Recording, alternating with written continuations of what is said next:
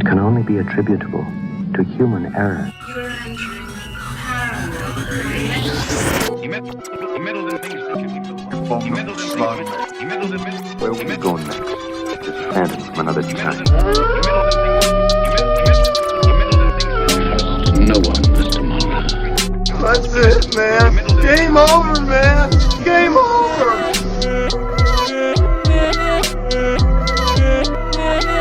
That is one big pile of shit. Hello, I'm Alex Daikaiju, I'm Jasmine with And I'm Eli Watson. and we are, Cryptid. Campfire. yeah, baby. Whoa, We're the back, energy. baby. Part 2. Look, Skunk Welcome. Ape. welcome. It's been a whole week and we're still wearing the exact same clothes. Yep. In keeping with a time-honored tradition of the Skunk Ape, we have not changed our clothes. Or We're- showered. Oh, God, no. I stopped that in 2020. And we're here to stink it up for you, fellas.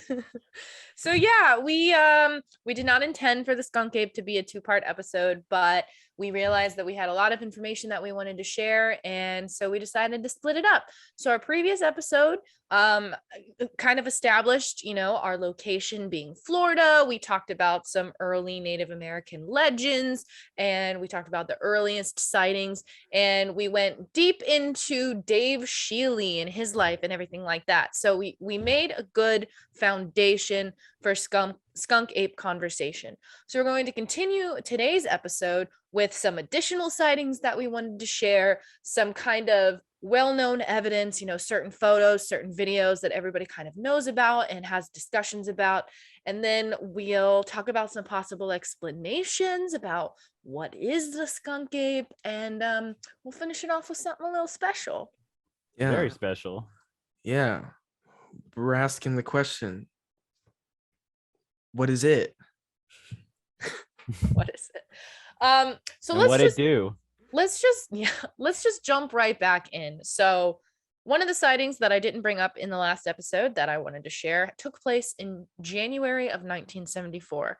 This guy named Richard Lee Smith apparently slammed his car into something near the intersection of US Route 27 and Hollywood Boulevard on the eastern edge of the Everglades in Pembroke Pines. Yes, You there's said- a Hollywood Boulevard in Florida. Well, Whoa. There's Hollywood, Florida, don't you know? there's Paris, California. Yeah. Okay. Smith told the Florida Highway Patrol that he initially thought he'd hit a tall man in dark clothing, but was stunned when a 7 or 8 foot tall hairy creature lifted itself off the road, roared at him, charged his car. So he gunned his engine and took off. And over the next few hours, other drivers in the area reported seeing a limping giant walking along US 27. So Hey. No officers, no one offered to give him a ride either. I guess Limping the not. poor guy. Officers were dispatched, and at 2:12 a.m., a Hialeah Gardens. Hold on, I said that wrong, and I had it phonetically written out. I'm telling you, there's a bunch of crazy named places in Florida. It's Hialeah. Hialeah Gardens patrolmen reported a huge hairy creature limping along the road a few miles from the accident scene before it disappeared into the brush. At dawn, police searched the swamp with 2 helicopters, but failed to find anything. Does that sound familiar to you? You're making a face. Let me take this opportunity to thank y'all for watching Cryptid Campfire and ask that if you enjoy our shows, please subscribe to our channel right now. Like this video and click on the bell so you can be notified each time a new video goes up. And now, back to the show. Yeah, I'm thinking a lot of things right now. Okay, so one, the hitting it with a car sounds very familiar, but I didn't write it down. Okay. 2, it reminds me of the Yowie story where it kicked the car after being hit. Mm-hmm. And 3, helicopters, Dave Shealy conspiracy. Mm-hmm. Maybe. 1975. We're moving on. Okay. We're continuing at a breakneck speed. So this is 1975, March 24th. This comes from Lyle Blackburn's book, Beyond Boggy Creek. Ronald Bennett and his son Michael and their friend Lawrence Groom were driving down a dirt road toward Black Point around midnight. And this is the one, so if you guys will recall from the first part, Jasmine shared a very brief sighting that reminded me of another sighting that I had. This is it, guys. You made it. It's finally coming up. So they observed, and this is by far one of the most bizarre sightings besides the green glowing skunk Yeah. ape. The nuclear one. So You know, the green, it kind of reminds me of like how cartoons depict things that stink with the green, like yeah, with gas the green coming off them. glow. He had Yeah. the visual stink lines. They're there. I'm telling you, is art based off of reality, or does it? Wait, what is the saying? Does Life art imitates mirror art. life imitates art, or art imitates life, dude? Mm-hmm. There we go. So they observed, these three gentlemen observed what appeared to be a giant ape-like man, approximately 8 to 9 feet tall, very heavy set, black in color, with no clothes, standing next to a blue Chevy and rocking the car back and forth with great force. Okay, but it gets crazier Oh. because as they approached, a man got out of the Chevy and started yelling hysterically for help. Seconds later, the ape-like man turned and ran into the mangroves, and the witnesses just kept driving away. Okay. Like who we? What a day. You know, And then sorry, continue the story and then I'll make my comment. because they turn around and they head back, and as they pass the Chevy again, they could hear movement. And this is so disturbing.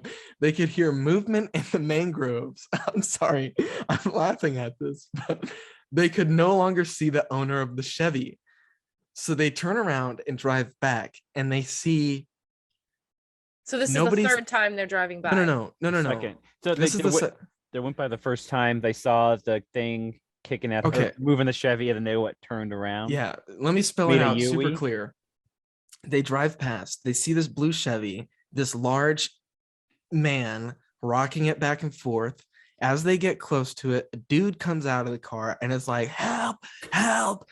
And instead of helping, They kept driving. they just kept driving. And then they're like, you know what, maybe we should go back. So they turn around, and when they come back, the ape man is no longer there. The person that came out of the Chevy is no longer there, but they can hear something in the mangroves. Oh. Did they witness a murder? I have no idea. And so they called the police at 2:26 a.m. and a patrol officer was dispatched to the location. He searched the area, but found no trace of the Chevy or the ape man. No trace of the Chevy makes me think that they were okay and they got away. Or I'm assuming. Yeah. Or it means the skunk ape carjacked that guy and stole a blue Chevy so he could go drag racing with the melon heads and their blue Granada. Blue Granada. Yeah. We're coming. It's the Cryptid cinematic universe, guys. But this is the Fast and Furious franchise. And for whatever reason, every car is blue. That's the cryptid great. sighting. You know, the comment that I was gonna make is I would like to think that if I came across something like that happening, I would stop and help. But I know I wouldn't, because for my own safety, I would floor it. I mean, if you saw a blue Chevy being attacked by basically a King Kong. Well, What else- to be what- fair, the report does state that as they pulled up closer to the Chevy the first time, and they see this thing rocking it, it stops rocking the vehicle and goes into the mangroves. Then the dude comes out and starts screaming for help. And then they drove away. And then they drove it away. They still don't know. So like it's super disturbing that when they came back, the dude was also gone. Like, Yeah. did he have an entanglement with the Bigfoot in the mangroves because He it owed him tried to- money. he owed him money? Dude, who is this man? Like, Yeah. is there some dude out there who's like, this Bigfoot tried to take me away and I fought it off and lived. Maybe. Or is he like a loan shark if he owed him money? If he's out there, he probably, if someone really did encounter something like that and this person exists and he is still out there, he probably wouldn't tell people because they would think he was crazy. I feel like he'd be the type of person to keep it to himself, because who's going to believe that? You know, I think he would probably fall into the category of people who don't share their experiences for fear of ridicule. You're probably right, because that would be a very incredible story. Yeah. It already is from the other person's perspective, but Yeah. I mean, especially if you're that guy, you're driving down, you're in a blue Chevy, somehow you get pulled over. I don't know if he hit the skunk ape or something, but it's rocking his car. He sees three people in a car drive by. The thing wanders off, and he's like, "Oh, thank God, help, help!"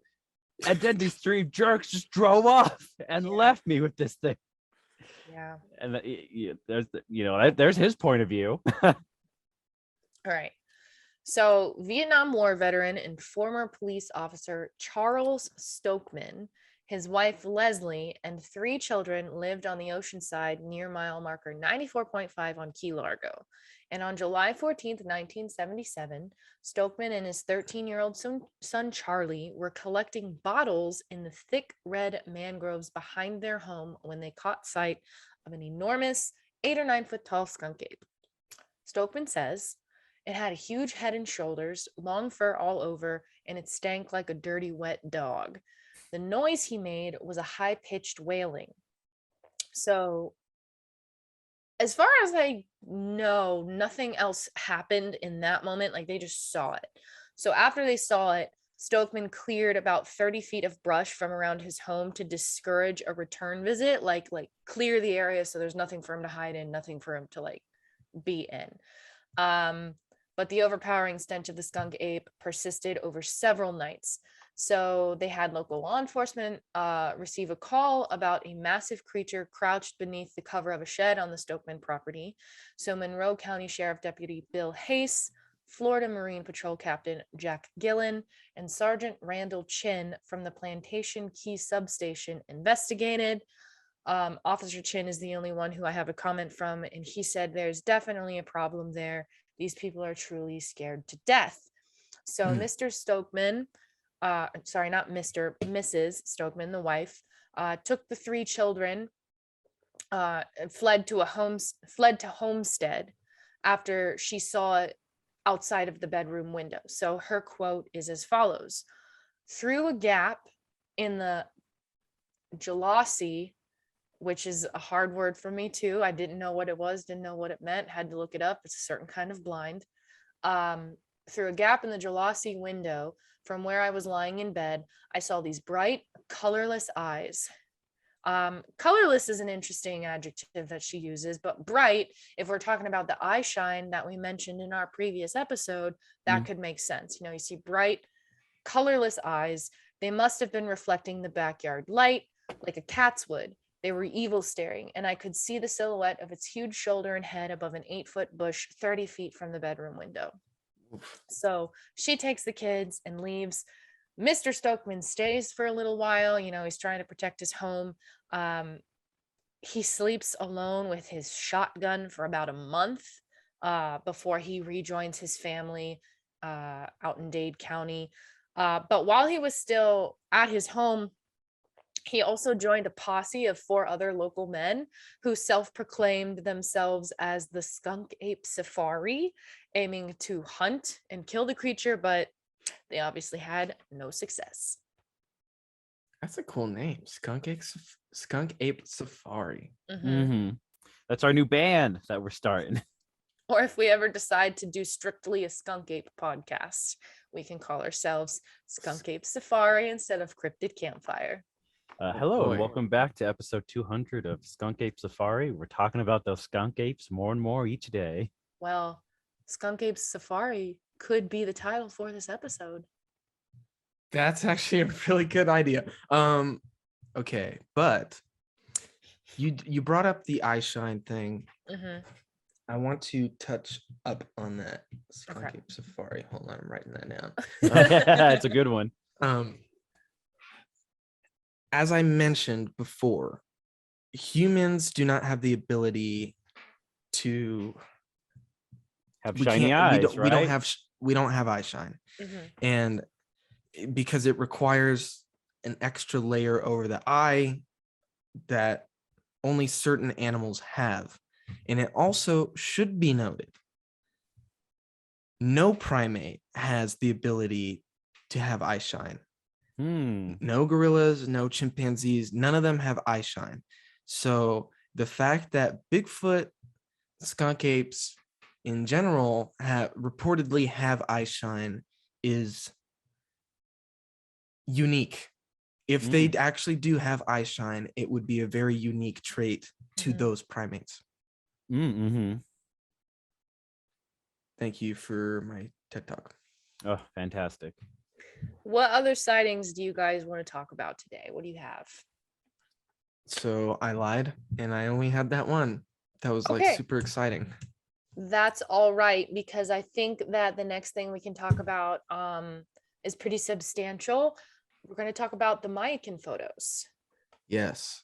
Which again, this is one of those things where like I didn't have previous knowledge about the skunk ape before doing this episode, doing this podcast. But if you are somebody who knows about the skunk ape, you've probably heard about the Mayakin photos. Or seen them. They circulate all over. Yeah, they do. You've never seen them?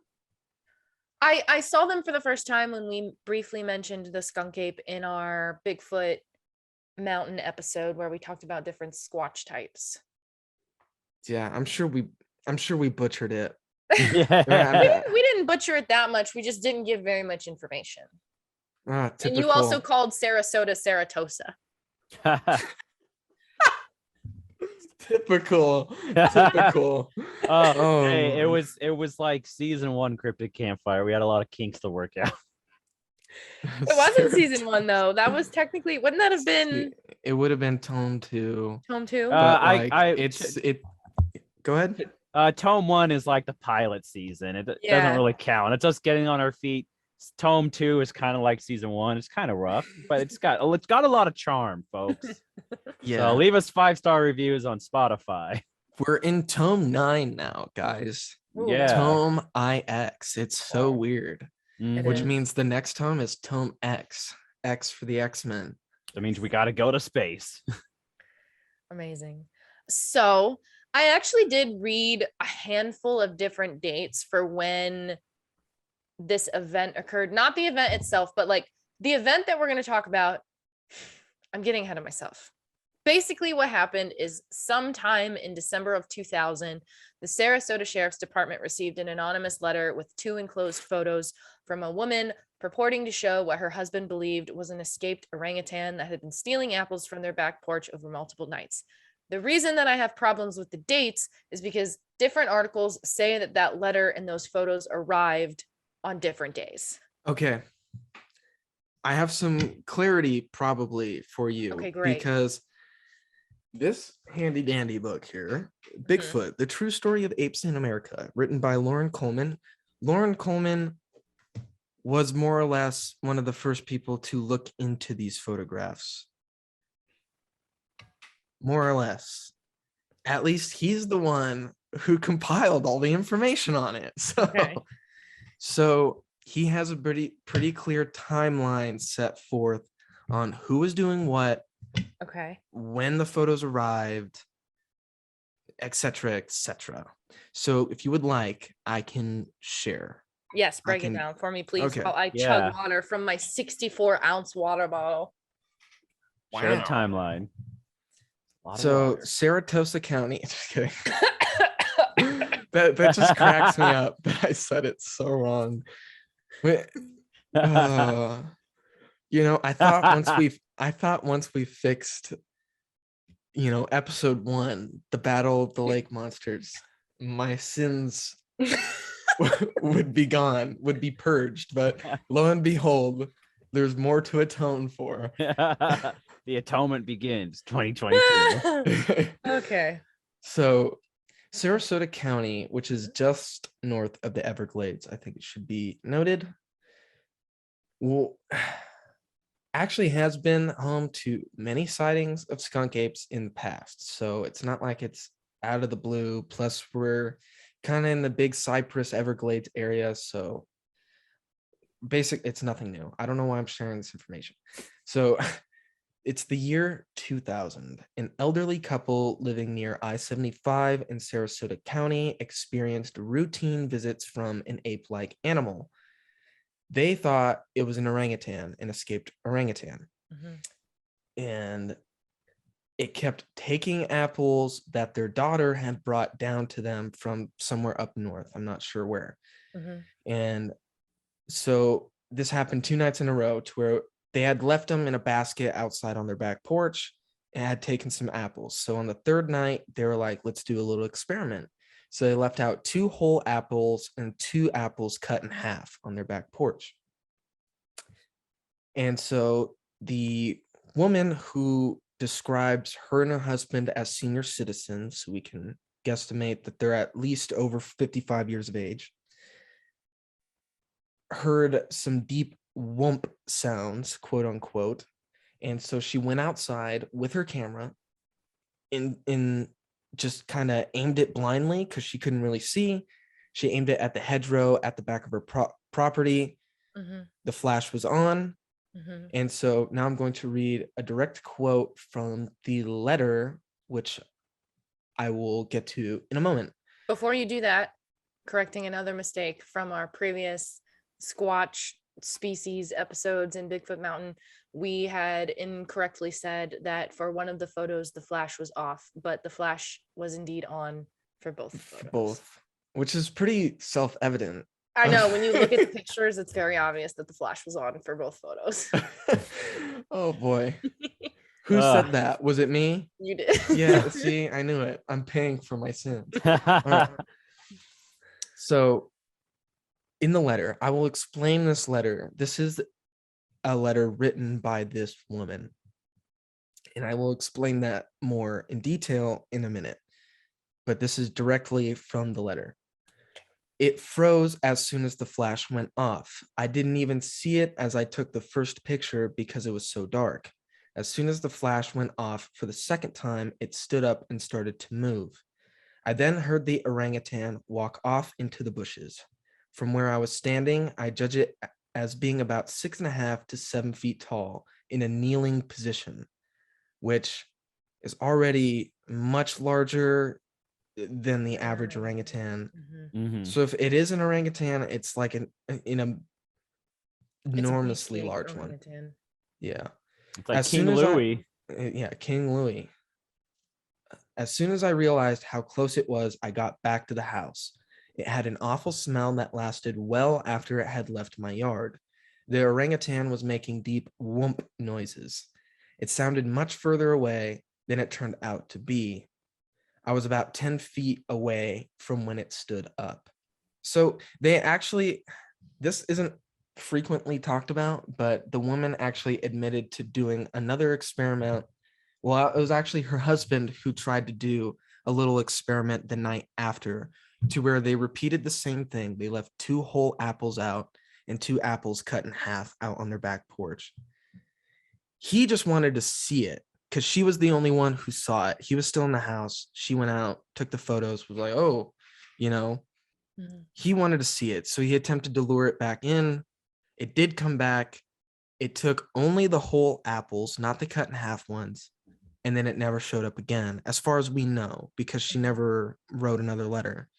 And so she signs off on this letter as, God bless, I prefer to remain anonymous, which is why I keep there's no names. Right.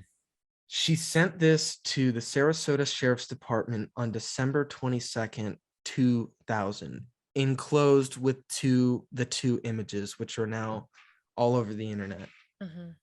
And I don't know if did we mention why they're called the Mayakin Photos? I don't know if we said that. It's because the property is near the Myakka River and the Myakka State Park. Yes. State Park. Yes. So we don't have like a name to attach, like a person's name, like every other cryptid photo. No. Yeah. Mayakin is not a name. It's a location, or it is a name. It But is it's a- not the name of a Yeah. person. Yeah. Yeah. She also mentions in the letter that she was concerned about the creature because her grandchildren play in the backyard. So, And we already mentioned how the letter stated that she fully just thought that it was an escaped orangutan. She never used the term skunk ape in the letter. She never claimed it was a skunk ape or anything like that. And apparently, I heard that it never returned. I did not know that you did say that it's not often talked about that they did another experiment or whatever. But what I read said that they started leashing their dog in the backyard and it never came back, which part of me is like, okay, sure, that makes sense. You put the dog out there to scare it off. But I would be like, no, get the dog inside because I don't want the dog to get murdered. Right. yeah. Interesting. Just put one of those motion activated semi-automatic machine guns in the backyard. Oh, man. But So here's where the timeline begins to come into fold and probably why it's so confusing on the internet. okay. But according to Lauren Coleman's book, the woman mailed it to the Sarasota Sheriff's Department on December 22nd, 2000. The Sheriff's Department received the letter on December 29, 2000, but nobody opened it due to the holidays until I think January. It just says it wasn't open until after the holidays, so maybe January 1st or 2nd. Mhm. And this is the unfortunate part. It wasn't taken seriously. No course. report was filed. It was just kind of laughed off. In fact, I guess they used it as the butt of several jokes. That's unfortunate, but it happens. And so this is where things get interesting because some part of them did take it seriously because they thought it was an escaped orangutan.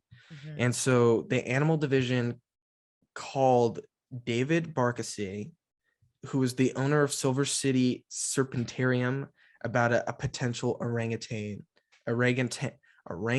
problem. And so it was January 3rd, 2001 that Barkasay was given black and white copies of the photos. What year? 2001. Oh, okay. Yeah. And he was looking at him and he was like, I don't think this is an orangutan. It doesn't really look like one. And he also ruled out that it wasn't a cardboard cutout. And I think you really can rule that out based on looking at the two images.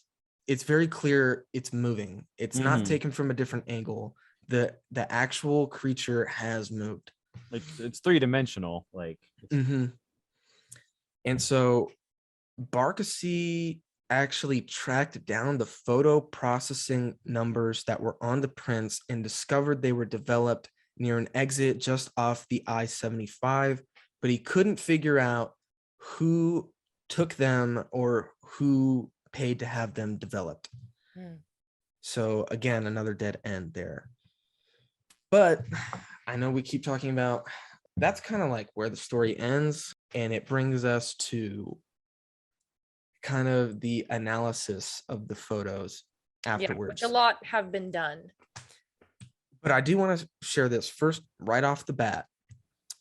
Another thing that kind of plays into the credibility of the photos being legit and showing an actual creature is we talked a lot about eye shine already. And what happens is, you would expect, because the way eyes work, your pupils dilate, any pupils dilate in the dark to take in more light. So when exposed to a light source immediately, or just in general, you would expect the pupils to contract. And so you can actually see the pupils contract between photo 1 and photo 2 through how much eye shine is being presented. Really? Yes. And I think Barkasay came up with the number that it's 40% less eye shine in photo 2 than it is in photo 1. Which That's is wild. Yeah, it's consistent with what you would expect. So That's interesting because the way that I had always looked at it, because I can see that as well. Hmm. And when I had originally looked at the photos, I always thought what I'm assuming to be the second photo is the one where the eyes look a little bit weirder. Hmm. I always thought that it was strange because it looked like to me that the creature was like going like this. Like Mhm. that's what I thought was happening. Was the first photo is it's caught off guard, and the second photo it's kind of like taken aback. And it Mhm. is. Okay. It is. And But we'll the get eye to shine that, is yeah. also smaller. Yes. Mhm. Yes. Gotcha. Very interesting. Yeah, that's wild. Yeah. Because I guess we'll talk about it right now. Another thing to discuss is ape facial expressions because they're not quite like ours. So in the first picture is what most people are comparing these photos to in terms of facial expressions is chimpanzees, because chimpanzees are the only primates besides humans who have like the broadest range of facial expressions and what we know what they mean.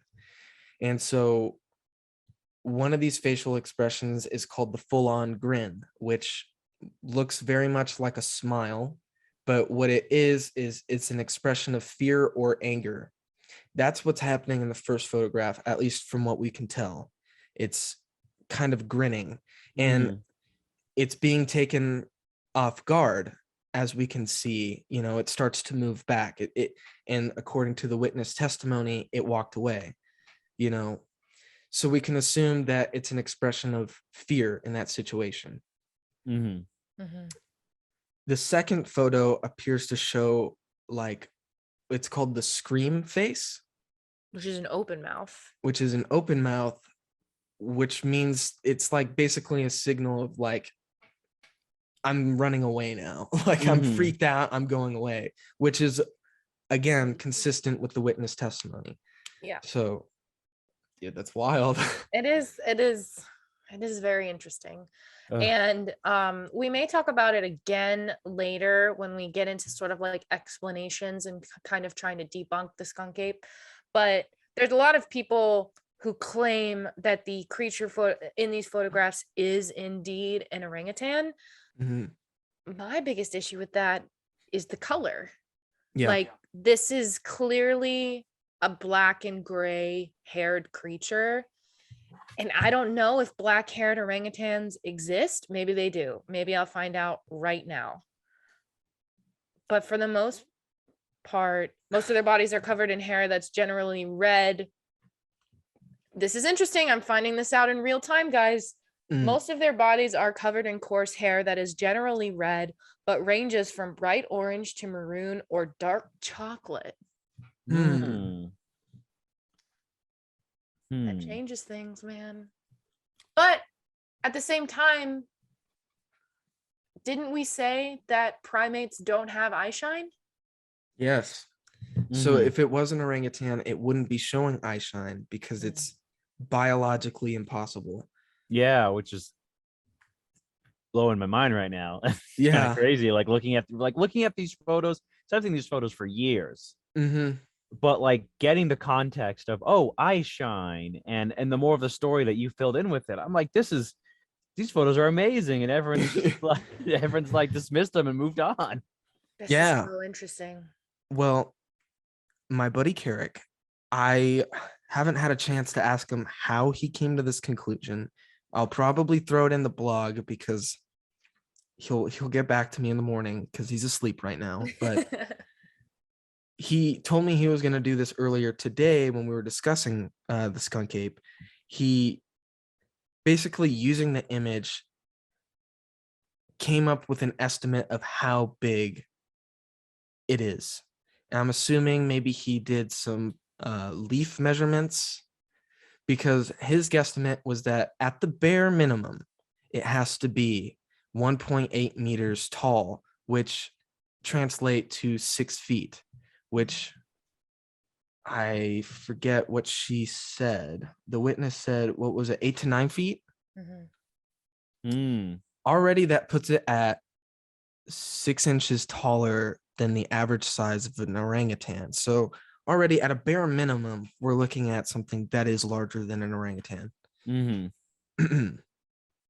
I don't know what to make of it. It's I pretty think that- compelling. With all the like little discoveries that we've made just in the conversation that we're having, I Mhm. do find it a bit compelling, a bit strange.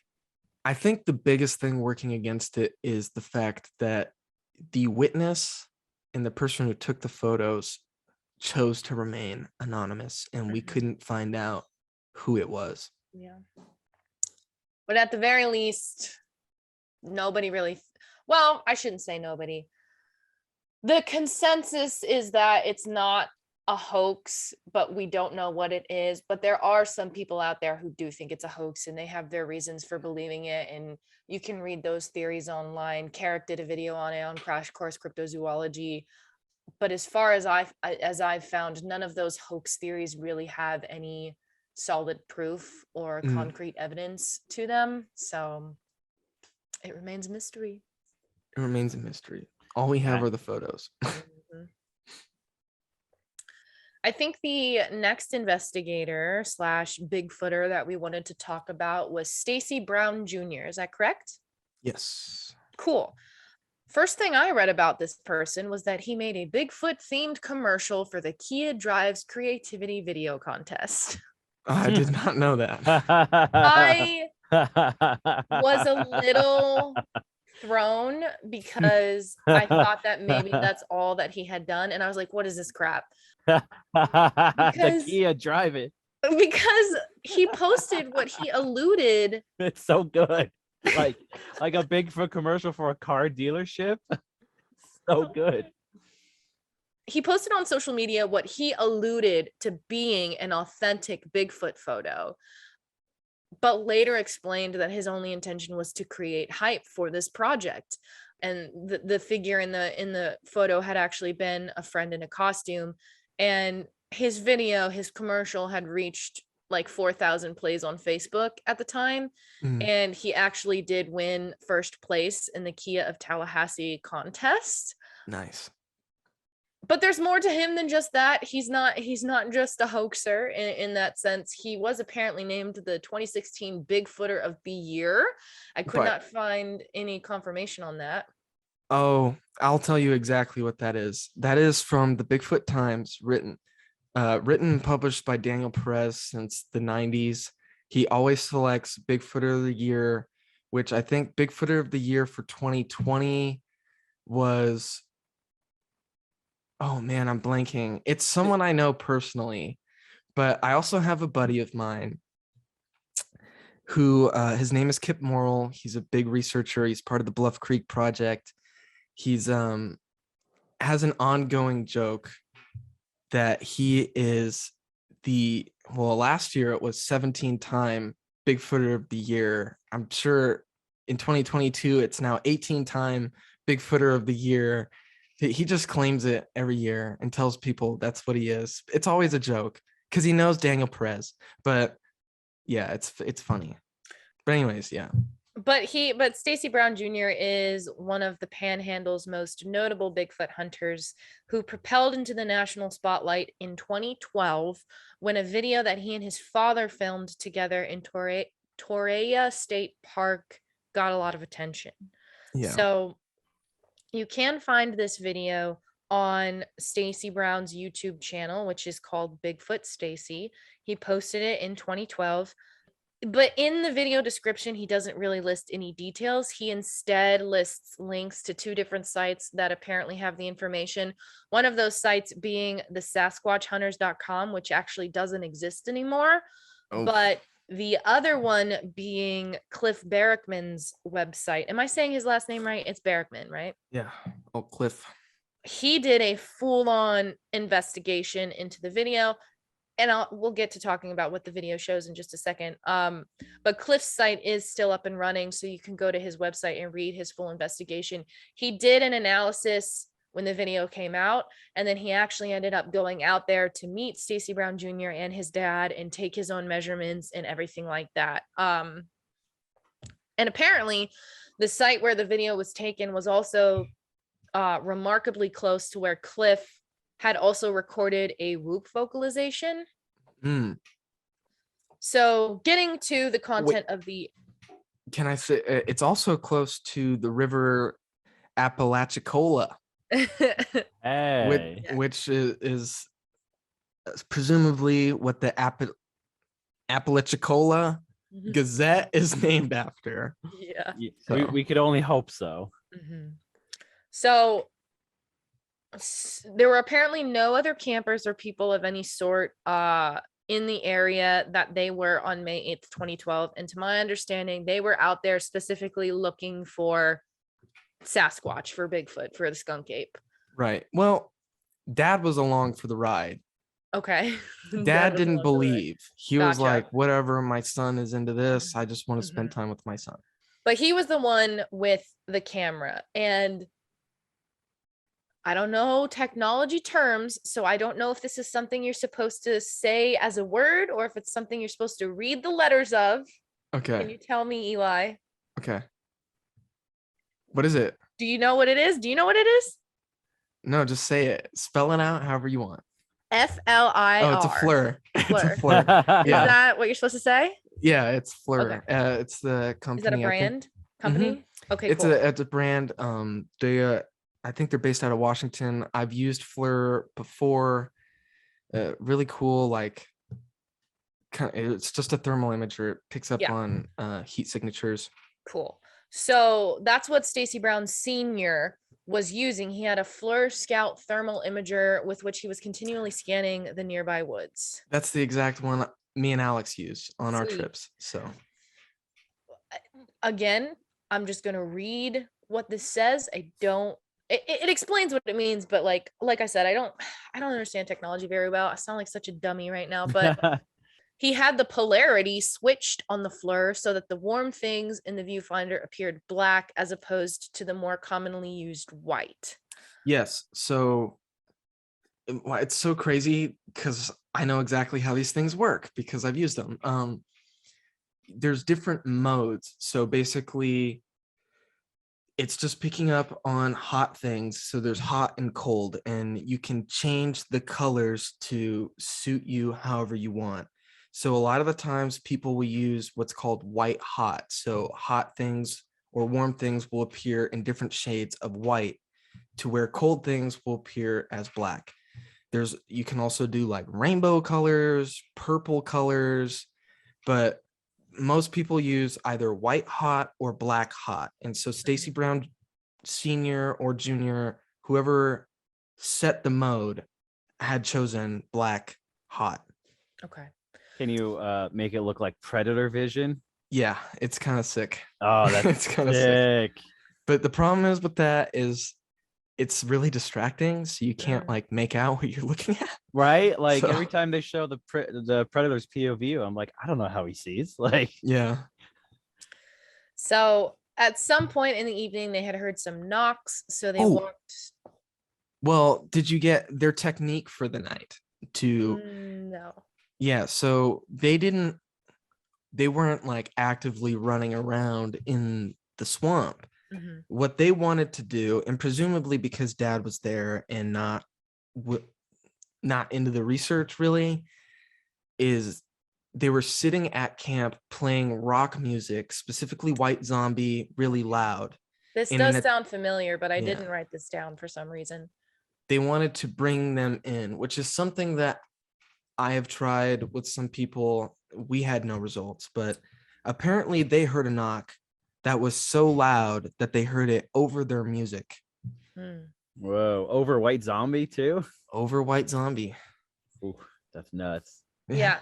So then they would follow the knocks, and every Mhm. time they heard noises, it seemed like it was still just a little bit ahead of them, no matter how far they went. Like it was always just out of reach.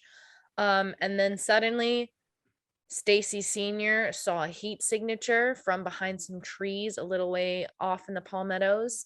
Whatever it was stepped briefly out into the open. It looked like a large man-shaped figure that took one long step and then disappeared into the brush. And at that point, Stacy Sr. turned to his son and was like, "We gotta go. Like, we gotta leave." Yeah. So what's interesting about the footage, I didn't read too much. I didn't find what you found on Cliff's website. I actually didn't even check Cliff's website for this episode. But one of the things from watching the footage that you see in it that maybe isn't talked about too much is the fact that before it steps out into the open, you see it peek around the tree a couple of times. It's wild, but that is like a very common behavior associated with Sasquatch, is that if it's seen, it'll hide behind a tree and peek out, and then hide and then peek out. It's weird. I don't know why, but I've talked to people who have seen that in Oregon, in California, in Washington. And so to see that in a FLIR video from Florida is like, that's wild. Yeah. So Cliff's website has a lot of detailed measurements, a lot of numbers, a lot of formulas and stuff like that, which I'm not going to share today. You can go to his website and look at that if you want. I'm just going to kind of give you some brief bullet points from, the write-up that he did on it. He states on his website that it can only be a human or a Sasquatch. He took measurements of the tree, the distance between the two trees that the subject hides and walks behind, the distance from where the video had been taken, and basically he confirms that the Stacy, because the Stacys, they went back many times before Cliff actually came out. They were in communication with Cliff, and Cliff was asking, like, can you go out and take this measurement? I need this calculation, blah, blah, blah. And so the Stacys went out and took those measurements and shared them with Cliff. And eventually Cliff came out and did his own measurements and found that they were mostly accurate with only about a half a yard margin of error. And so basically the bottom line of all of the calculations on Cliff's website is that his numbers indicate the possibility that the figure is within the height range of humans at the smallest end of the scale. The largest height estimates are way beyond any human alive. The true height value is probably in the middle somewhere, with the average of the values being 8 foot 4 inches. And they also tried multiple recreations of the photo, both with Stacy Brown and Bobo. And when you compare the recreation with the original, the figure in the original is much larger than either Stacy Brown or Bobo. Yeah. And Bobo's a big dude. Bobo's like 6'4", I think. Yeah. So just kind of continuing on with some of the measurements and analysis that Cliff did of this video. He said, if the figure is human, it is a strangely proportioned one. Its head seems to sit very low on the shoulders, and it sticks outward from them as if it could be looking downwards as it walks. And this has also been observed by eyewitnesses of Bigfoots and Sasquatches, sometimes noting that the creature almost seemed to be looking for something on the ground as it walked. Cliff states that you could achieve this look by like wearing football pads or something like that. However, if one was wearing a suit like that, the right arm in the video extends directly out from the very high shoulder. So that reduces the possibility that the shoulders are just like padding or anything additional. And he also states that while we only get to see one of the subject's steps, there are some interesting similarities to the gait seen in the Patterson-Gimlin film subject. So in conclusion, Cliff Barackman's kind of analysis is that the data provided by the Browns strongly suggests that the figure seen in their film is indeed a Sasquatch. Wow, that's wild. yeah, it is wild. Any questions I should ask Stacy Brown when I meet him? Because you're gonna hang out with him too when you go to Florida, aren't you? Yeah, and I'm going to Apalachicola, so I'm gonna learn how to say it, guys. Yeah, Nice. ask him about that Kia Drives event that he won. Oh yeah, huh? Oh boy. I'll do gotta it. I know. don't care. Yeah, I gotta know. What was it like? Kia Drives event. Yeah. It wasn't technically, the official name was Kia. I guess it is Kia Drives. It was the Kia Drives Creativity Video Contest by Kia of Tallahassee. just in case you're confused. Yeah. I think we have one more kind of prominent piece of video footage that we want to talk about, some analysis that's been done on that. January 3rd, 2015, approximately 1 p.m. during a Tampa, Florida canoe trip in Lettuce Lake Park, we've got Matthew McCamey and a friend who I didn't find a name for, spotted the skunk ape. So they first heard a noise and the rustling movement of tree branches nearby. So McCamey grabbed his phone to film what he thought was going to be an alligator or a bear, but it turned out to be something different. He sent this footage to a company group. I'm not sure. I didn't look too far into it. They're called Bigfoot Evidence. They have a YouTube channel. His original email, which accompanied the video file, said this: I was canoeing some of the swamps around Lettuce Lake Park and saw what I thought was a bear. I told a park ranger about it, and she said that bears don't generally get into the swamp and that there were never many sightings in general. I showed her the video and she said she didn't know what it was. I saw the Fox 13 story about the Bigfoot a few weeks ago that Mayor said Bob Buckhorn made a statement about and thought this might be related in some way. I did not look into that supposed previous sighting, but he references it in this email. He continues on by saying, I never put much faith in the old skunk ape legends, but when I looked closer, I noticed that it had long swinging arms and moved through very thick swamp with ease.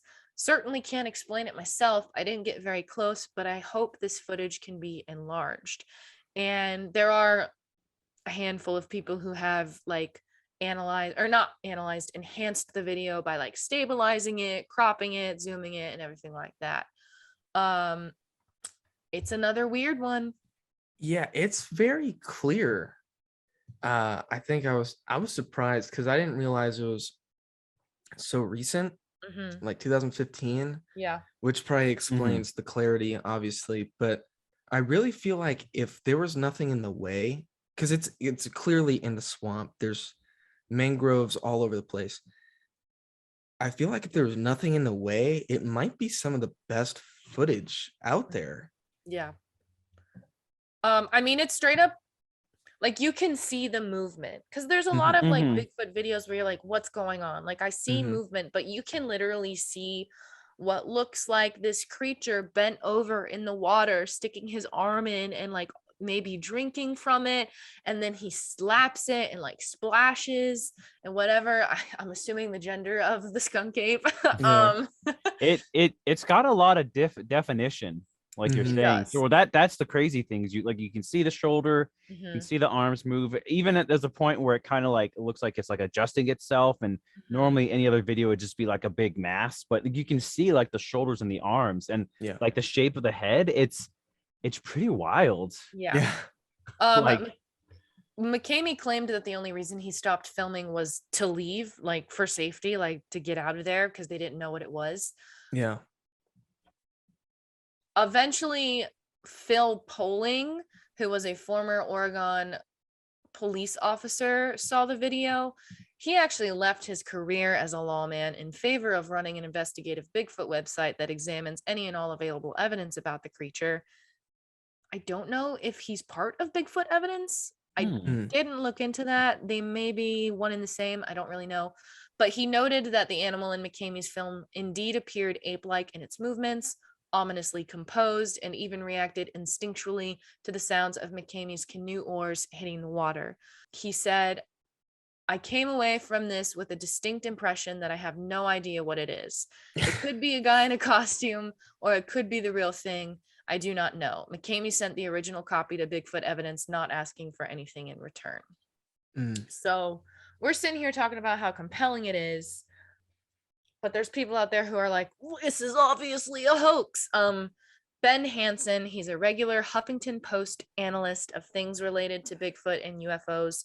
He offered some thoughts on the case. He says, one of my biggest doubts regarding the authenticity of this latest video is that it comes right on the heels of another Tampa skunk ape case that received massive media attention.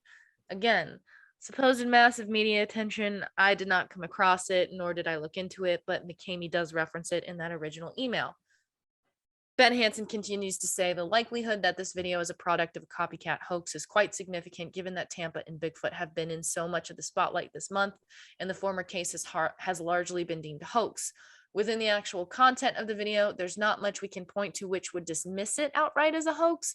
Conversely, there's also not enough that compels me to believe we're looking at an actual skunk ape. It's either a real skunk ape or a bunch of guys who drew straws to see who was going to put on the costume. I also have a problem with the way the alleged animal moves. If hoax, I'll give them credit for the realistic movement of the arms when it looks like the animal is bending over drinking water. However, I'm very suspicious once he goes on the move. When compared to the dramatic arm swinging and brutish steps that follow, his entry into the swamp looked very human.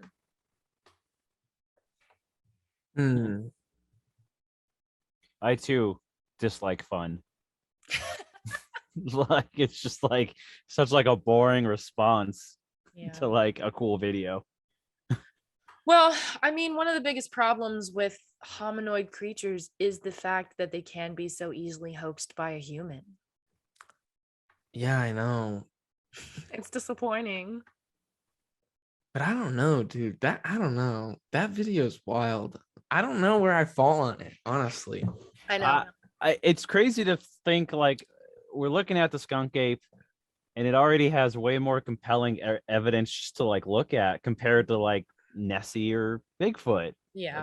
These 2 or 3 photos we've been talking or videos and photos like, oh wow, these are really hard to dismiss or confirm. There's a lot going on in them and they're kind of nuts for something as stinky as a skunk ape. Yeah. And the thing about the skunk ape being a hoax, like that's a very valid concern. That's a thing that can definitely happen, as shown by what's his name, Stacy Brown Stacy Brown Jr. Yeah, I mean, he straight up, even though he's like a legitimate researcher, like he does believe that he's out there looking for something real. He posted something leading people to believe it was real when it wasn't, just to gain traffic for his contest entry. But the problem with hoaxing something like Bigfoot in the woods or the skunk ape in the swamp is that it is dangerous. Like you could get shot. Like it doesn't matter if you're out there with your friends staging a video. Your friends could be out of view and there could be a hunter who sees you but not your friends, and then you die. So it's dangerous. You could run into the one person who's like, I do want to shoot a Bigfoot. Yeah. I really do. Yeah, well, I guess playing devil's advocate here, there is hunting seasons. So hunters aren't out year round, unless they're not like Elmer Fudd, who's constantly hunting. Yeah. I mean, it's always a possibility, when you're out in the woods that someone's out there hunting, no matter what time of the year it is. But there is a time of the year when there are more hunters out there. So you could always like film it in the off season and then release it during the hunting season and be like, oh, I filmed this last week, so that is, yeah. Well, do you guys want to talk about other explanations? We've talked about hoaxing, we've talked about orangutans, but we're going to talk more about orangutans in a minute, I think. Before we get into this, I want to talk about, because I brought it up in the first episode and then I didn't follow up on it, was the fact that there are footprints with the big toe off to the side, very much like a human hand, making it more like the other great apes. There seems to be like a reasoning for that, I would feel, because Dave Shealy talks about how he thinks they live in the trees most of the time, which I think makes sense when you're dealing with a place like the Everglades where the water levels are constantly changing. He only does research for like 1 month because that's when it's the driest, So in my opinion, like if it's a primate, like primates aren't like water creatures, so to speak. So that extra grip on the foot would allow it to be in the trees a lot more often, a lot more easier than we or a typical Sasquatch would. Mhm. So I don't know. That's kind of like it seems to make sense. Mm-hmm. That was pretty wild. Yeah. Yeah. And especially like the swamps. There's so many trees, you know, and it's like it could realistically move around the entire swamp. Mhm. All right, continue. Well, just to kind of run through some of the things that are pretty standard when it comes to any cryptid research or cryptid claims. Bob DeGrosse, who's a public affairs officer with the preserve, said that there have never been a substantiated sighting of the skunk ape that was verified by National Park Service wildlife staff, which is common because what government agency is going to be like, yep, it's a skunk ape. Yeah. We got swamp apes out there, people. But critics point out that despite the dozens of unrelated individual ongoing research projects conducted in the Everglades that use motion activated trail cameras, no one has ever captured indisputable proof of the skunk ape or come upon the remains of one. Sharon Hill, who's a researcher and columnist for the Committee for Skeptical Inquiry, stated the empirical evidence is extremely weak. It's almost entirely eyewitness testimony, which is the most unreliable evidence you can have. Yeah. He was like, yeah, I mean, you're So, right. I mean, yes, but like, no. Yeah. I mean, they can say that because they're like the king of the skeptics, right? Right. Yeah, I mean, that's their job. So, Because then the other thing comes into is like, what about the sheer amount of people reporting it? And not just like, you could make the case in the past few years, yeah, there's people hoaxing sightings or whatever.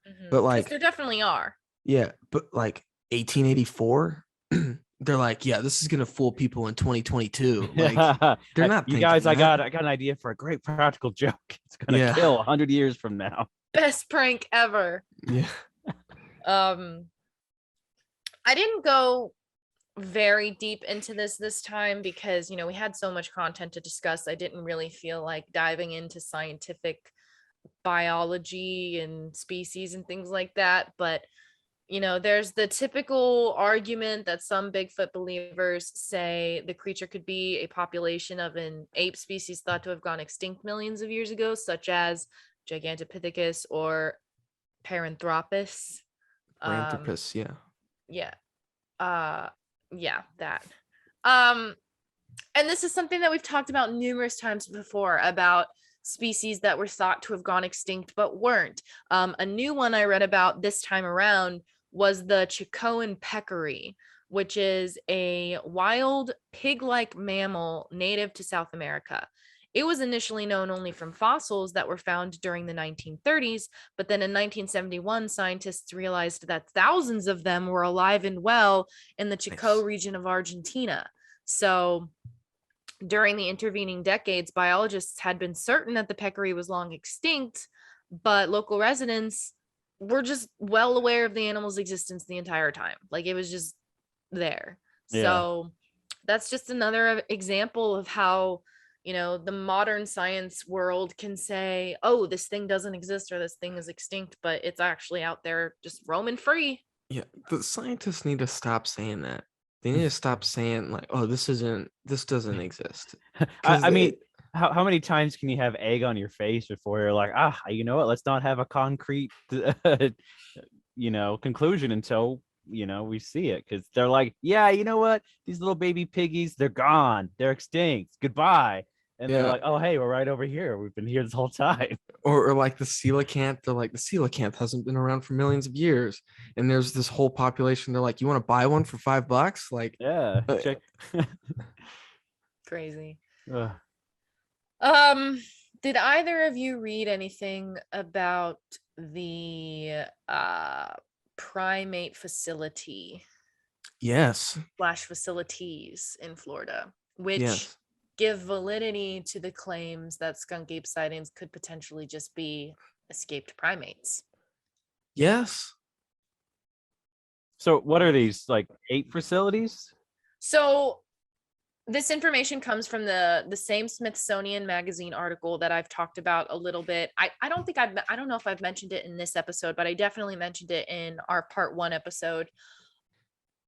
In this interview, he told about the time when a skunk ape sighting was called into him from the nearby town of Immokalee, and he went to investigate. Wait, So Dave Shealy. I think you just said he. Just to clarify. Dave Shealy is telling the person who wrote the article. Sorry, yeah, that's who the article was about. Shealy was told about this skunk ape sighting in the nearby town of Immokalee, and he went to investigate.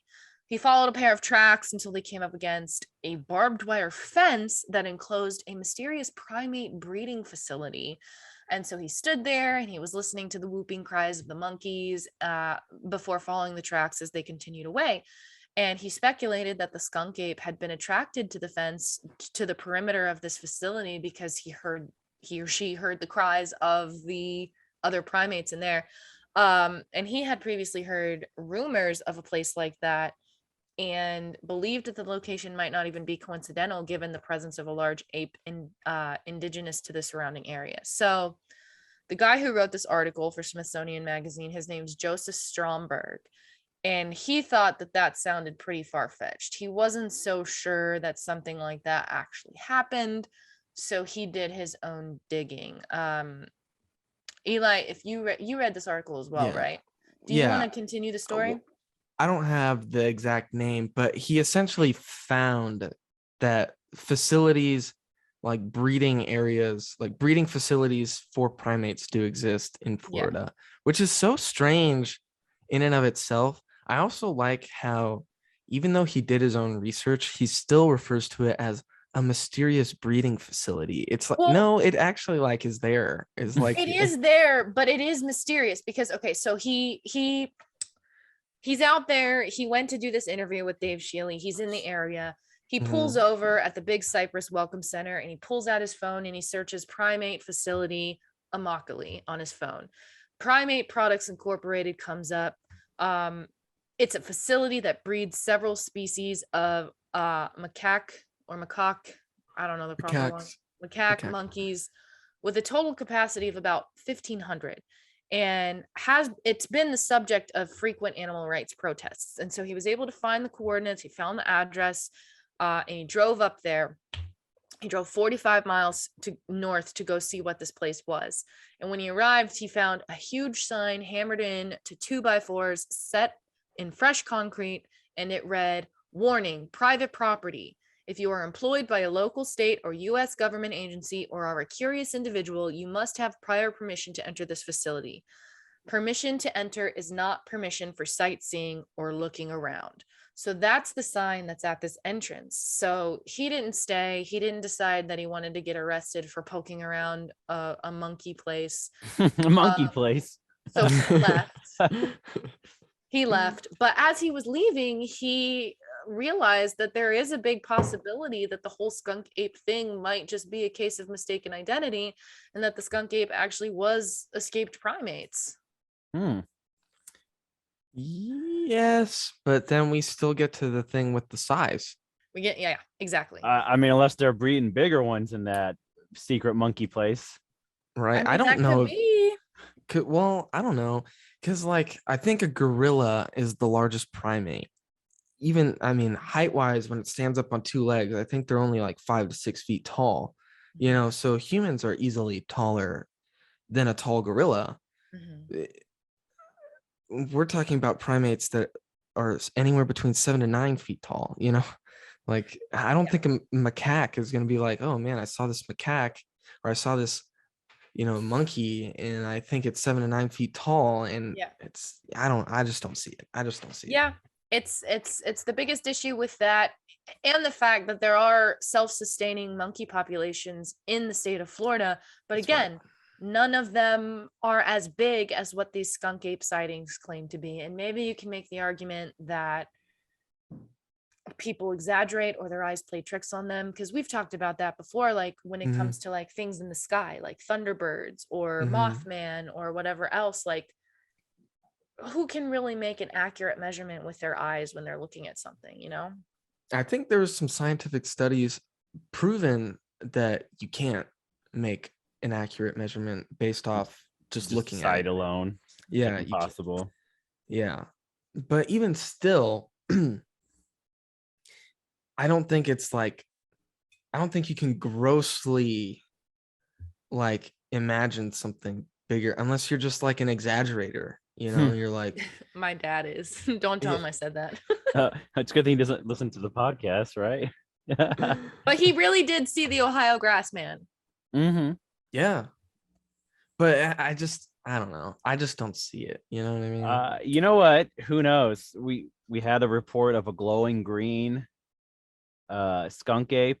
Maybe this monkey breeding facilities using gamma radiation Yeah. on those dirty monkeys. Dude, They're just they're- getting bigger. Hulk macaques are out there that And- are that Yeah, stink. Yeah, and they're stink too. That's a side effect. Is they're revoltingly stinky. Yeah. But on that note, I think I'm tapped out for skunk ape research and conversation today. Yep. Me too. I think we went pound for pound, blow for blow with these skunk apes, and it's been quite a journey. It has. But I don't think the journey ends here, my friends, I don't think so either. because it's 2022. It's a new year, new podcast plans, and the Cryptid Coliseum is back, baby. Oh snap! I totally forgot this was happening. Oh man. Surprise, surprise. That's right, ladies and gentlemen. It's Cryptid Coliseum Tome. It's back. And without further ado, let's go back to the Coliseum. Off the coast of Florida, there have been reports of underwater eruptions, most worrisome being the rapid and violent tremors emanating from the Bermuda Triangle. Oh God. Yes. Earthquakes rock the shores as the Bermuda Triangle lights up in an explosion of colors, massive waves rocketing out. A bone-white structure begins to emerge from the waves, gleaming in the sun like a huge tombstone. It is the Cryptid Coliseum. Sick, dude. Camera pans over the arena floor, dried blood of previous bouts and fights staining the floor. The seats are filled with maniac fans, ready for some cryptid carnage. Across the battleground, a huge metal door begins to rise up. I missed that sound. From the tunnel wafts out a foul aroma of rotten mayonnaise and dead skunk. A smell that lingers and invades the audience members' nostrils, tearing up the eyes across of every fan. Entering out of the tunnel, standing 6 foot 6 inches tall and weighing 450 pounds of pure primate fury, it's the skunk ape. Florida's Bigfoot stands tall and roars loudly as we find out his opponent. Across the way, the opponent's door opens slowly. From the tunnel, we see a four-legged creature take its first steps into the arena. Strangely reptilian features highlight a sharp row of spikes running down its spine, Oh. eerie red eyes glowing out towards the skunk ape, making waves across the nation with its debut back in 1995, feasting on livestock and having no visible genitalia, as poor Madeline Tolentino's eyewitness report. It's the chupacabra, the goat sucker, everybody. Sick. These two monsters square up and stare each other down, bloodlust reaching a boiling point. When suddenly the chupacabra darts quickly, four legs propelling the creature like a missile. It races towards the skunk ape, who braces for impact, and the screen goes black. Now, normally in the past, this is the part where the battle halts, and we throw it to you, the listener. But it's a new year. How about we see the bloody finish? Yeah, okay. And now, back to the action. Chupacabra rams into the skunk ape, sharp claws entangling into smelly fur. The chupacabra raises its head high in the air, exposing several rows of razor-sharp teeth and lunging its jaw into the skunk ape's shoulder, letting out a massive roar of pain. Skunk Ape fiercely grabs at the chupacabra, interlocking massive hands over the chupacabra's neck, and with a powerful swing, pulls out the impeded teeth and slams the goat sucker into the ground. The dazed chupacabra has no time to react before the skunk ape punches its huge fist into the chupacabra's mouth, shattering the teeth before bashing its skull apart with a two-handed swing. Jeez. Skunk Ape raises its bloody fist high into the air and lets out a scream of victory, a scream of primal rage. Guys, This is the Cryptid Coliseum, and we've just begun to bring the carnage and the slaughter from the killing fields and live into your homes, listeners. I'm not gonna lie. I had a little bit of tears forming. You wanted Powerful, Chupacabra right? to win? No, it's not necessarily that I wanted him to win, but I didn't want anybody to die. That's right, This- 2022, and we're bringing the gory results with every cryptid battle this year. I mean, when you think about it, when you started reading it, I was like, the skunk ape could just go kick the chupacabra, and then the battle would be over. Dude, Oh man. such a bloody image Wow. of it Yeah, just that's getting violent. Trigger smashed. warning from now on. Hi, everyone. Welcome to 2022. We've been through some shit, and we're back, baby. Oh Lord. Well, I think that does it for the skunk ape. We split her up into two. We didn't Oof. plan it, but here we are. So again, if you would like to know where we got all of our information for today's episode, you can head over to our blog on cryptidcampfire.com. We will have a complete bibliography with all of our direct links, any books we read, any other outside sources will all be listed there. Yeah, what a journey so far. We're taking our first steps on this tome, first bloody steps, I should say, and we're gonna leave a trail of mayhem and carnage this year. Mm-hmm. But before we go, I want to thank our Patreon listener, Jesus Canos. Hello, Jesus. And you know what? Because I'm saying your name out here, out in public, I will share. I used to work with this gentleman. Shoot me a message on Instagram if you're listening to this. Yeah. So I know someone heard it. But thanks, And guys, for tagging along on this 2-part episode of the Skunk Ape. We had a lot of fun. We had a lot of time. We're a little bit tired, but I had a blast. I think this was a really good one. This was a really good 2. So catch you next week, everybody. Adam Peace. Zinga. We want to thank you guys for listening to Cryptid Campfire. We really appreciate it, and we'd appreciate it even more if you left us a rating on Spotify or Apple Podcasts. It helps us rank, and more people can find us and join the campfire. If you haven't yet, consider following us on Facebook, Instagram, or Twitter. That's at Cryptid Campfire on all 3.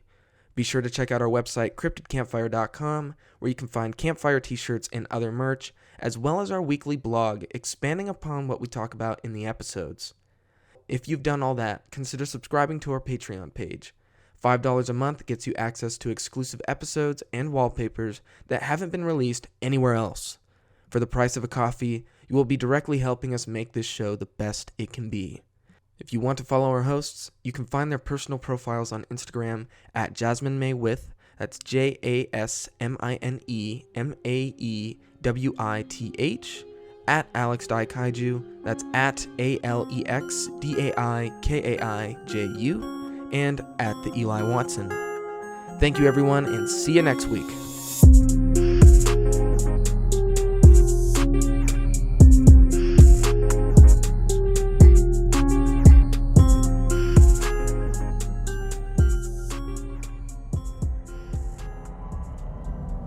This podcast is a part of Straight Up Strange Productions.